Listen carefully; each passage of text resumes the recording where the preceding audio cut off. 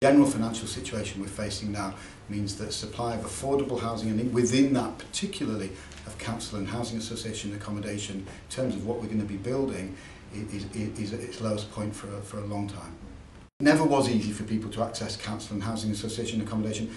The amount of new accommodation coming on stream is going to be so much lower that the access really is going to be difficult, and people who previously might have got into council housing association accommodation are not always going to be able to do so in the future. Now, one assumes that means people looking towards the private rented sector at a time when the housing benefit reforms mean it's not a lot of worries about how tricky getting into and surviving in the private rented sector is, along with a real worry about what happens when people who coming out of homelessness are assessed as being entitled to permanent accommodation, but find themselves housed temporarily by the local authority, as one would expect to happen, but who then spend far too long in temporary accommodation because there isn't the right kind of house or flat available, and that's really worrying because nobody wants to be languishing in temporary accommodation for longer than they should have to.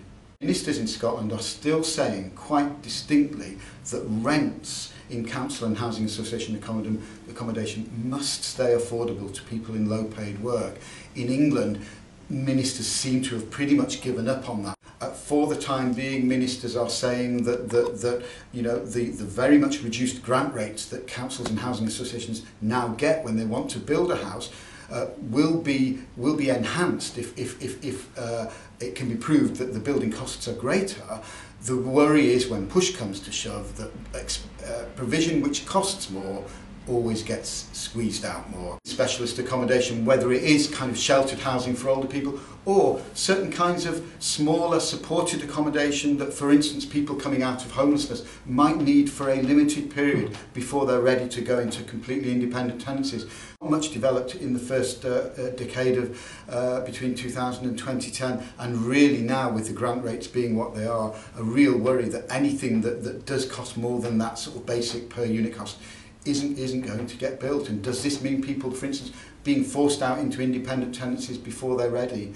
That's a real worry. Lobby to make sure that housing still gets its fair share and doesn't get disproportionately hit by the tough spending climate that we're in. So we've got to do that, but we are not going to magic supply out of nowhere. And I think it puts the focus back onto what we're doing with existing stock. Is it being managed in the best way that it can be?